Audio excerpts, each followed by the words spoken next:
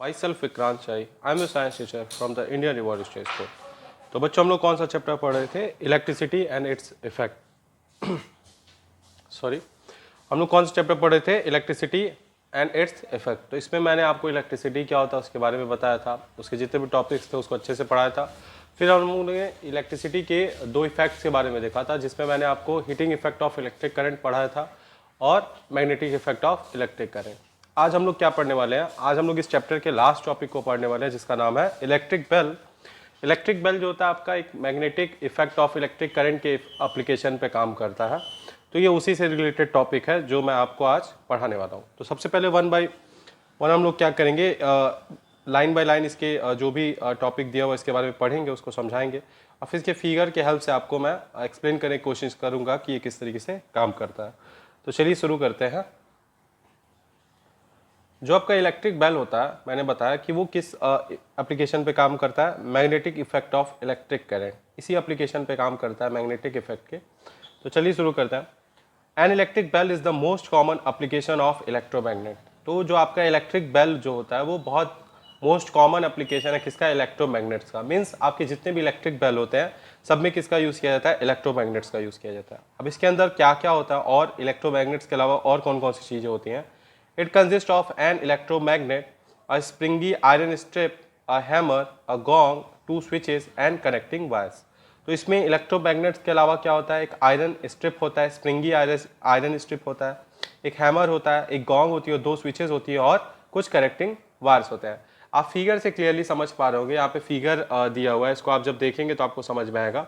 इसको मैं थोड़ा सा जूम करके आपको दिखाता हूँ। देखिए, ये आपका फिगर है किसका? इलेक्ट्रिक बेल का। इसमें आपको दिख रहा होगा जी से किसको रिप्रेजेंट किया गया? गॉन्ग को रिप्रेजेंट किया गया। एस से किसको रिप्रेजेंट किया गया? Iron strip. एच से किसको रिप्रेजेंट किया गया? हैमर को। और टी से किसको रिप्रेजेंट किया गया? स्विच को। और बाकी कनेक्टिंग वायर्स आपको दिख रहे होंगे जो किससे कनेक्टेड है, जो आपके बैटरी से या सेल से क्या है? कनेक्टेड है। तो ये किस तरीके से काम करता है आपका जो इलेक्ट्रिक बेल है उसके बारे में हम लोग पढ़ेंगे। तो चलिए आगे बढ़ते हैं और देखते हैं इसमें क्या दिया हुआ है। ठीक, चलिए इसको थोड़ा सा मैं और इस तरीके से कर देता हूँ ताकि आपको फिगर और जो आपका पैरा दोनों साथ में आपको क्लियरली दिखाई दे। When you press the switch of the cell bell at your door, the current passes through the circuit and the electromagnet pulls the springy iron strip S which forms one terminal of the other switch T. जब आप क्या करते हैं, जब आपके electric bell जो होती है आपके घर पे लगी होती है, तो जब गेट पे क्या करता है कोई स्विच उसका क्या करता है? ऑन करता है या स्विच उसका दबाता है, तो वहीं से क्या होता है? ये वर्क जो होता है स्टार्ट हो जाता है। When you press the switch of the call bell at your door, तो जैसे ही आप स्विच करते हैं, जो आपका कॉल बेल होता है आपके डोर पे, तुरंत क्या होता है? करंट जो होती है वो पास करती है सर्किट में। The current passes through the circuit pulls the springy iron strip S. तो जब आप क्या करते हैं, आप जब स्विच को प्रेस करते हैं तो जो करंट होता है वो पास करता है सर्किट में, और जो आपका इलेक्ट्रोमैग्नेट रहता है वो किससे कनेक्टेड है? ये जो आपकी स्प्रिंगी स्ट्रिप एस होती है उसको क्या करता है? वो खींचता है अपनी तरफ। क्या करता है? स्प्रिंगी स्ट्रिप जो एस से मैंने रिप्रेजेंट किया था उसको अपनी तरफ क्या करता है? खींचता है। कौन? आपका इलेक्ट्रोमैग्नेट। फिर आगे क्या होता है? Which forms one terminal of the other switch T. वो क्या करता है? दूसरा टर्मिनल फॉर्म कर लेता है। आपका जो स्विच क्या था? टी था, उसका जो दूसरा टर्मिनल था वो कौन बन जाता है? एस बन जाता है। इसके बाद से क्या होता है? As the strip move toward the electromagnets its contact with terminal T is lost. तो जैसे ही आपके इलेक्ट्रोमैग्नेट के अट्रैक्शन से क्या होता है, जो आपका स्ट्रिप होता है मूव कर जाता है इलेक्ट्रोमैग्नेट की तरफ, उसका जो कॉन्टैक्ट होता है टर्मिनल टी से क्या करता है? टूट जाता है। This breaks the circuit. और इस तरीके से ये सर्किट क्या होती है? ब्रेक कर जाती है। As a result the electromagnet stop attracting the iron strip. और जिसकी वजह से जो इलेक्ट्रोमैग्नेट होता है वो आयरन स्ट्रिप को अट्रैक्ट करना क्या करता है? बंद कर देता है। The strip goes back to its original position and its contact with terminal T is re-stabilized। और वापस ये अपने ओरिजिनल पोजीशन पे चला जाता है और फिर वापस ये टर्मिनल T के साथ क्या होता है? री-स्टेबलाइज हो जाता है उसका contact. This backward and forward movement of the iron strip take place many times in second and produces sound। तो यही जो बार बार बैकवर्ड और फॉरवर्ड का मूवमेंट होता है आयरन स्ट्रिप का, ये एक सेकंड में क्या होता है? बहुत कई बार होता है। और ये आपका जो गॉन्ग होता है उससे टकराने की वजह से क्या होता है? साउंड प्रोड्यूस करता है। This backward and forward movement of the iron strip take place many a times in a second and produces sound. The loudness of the sound may be enhanced with the help of hammer attached to the strip S। तो ये जो loudness होती है sound की, इसको हम लोग क्या कर सकते हैं? इनहेंस कर सकते हैं और अच्छा कर सकते हैं। कैसे? उसी स्ट्रिप S से क्या कनेक्टेड होता है? एक हैमर H कनेक्टेड होता है जो किस पे स्ट्राइक करता है, आपके गोंग पे स्ट्राइक करता है, जिसकी वजह से क्या होता है, एक लार्ज और एक लाउड वॉइस में क्या होता है, साउंड प्रोड्यूस होता है।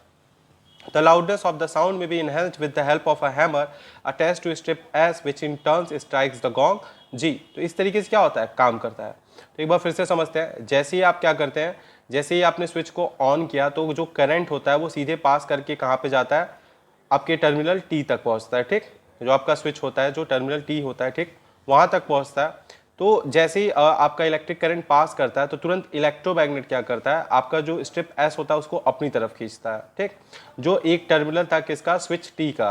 और यही जो बैकवर्ड फॉरवर्ड मूवमेंट बार बार होता है, उसी की वजह से क्या होता है, ये जो आपका स्विच से एस से कनेक्टेड था, जो स्विच से आपका हैमर कनेक्टेड था, वो गोंग पे बार बार क्या करता है, स्ट्राइक करता है, और जिसकी वजह से क्या होता है, साउंड प्रोड्यूस होता है। तो इस तरीके से जो आपका इलेक्ट्रिक बेल है वो क्या करता है, काम करता है। तो यहाँ पे फिगर दिया हुआ है आपका, क्लियरली फिगर दिया हुआ है, इसमें आप देख के समझ सकते हैं। तो हमारे ये जो इलेक्ट्रिक बेल था वो किस एप्लीकेशन पे काम करता है, मैग्नेटिक इफेक्ट ऑफ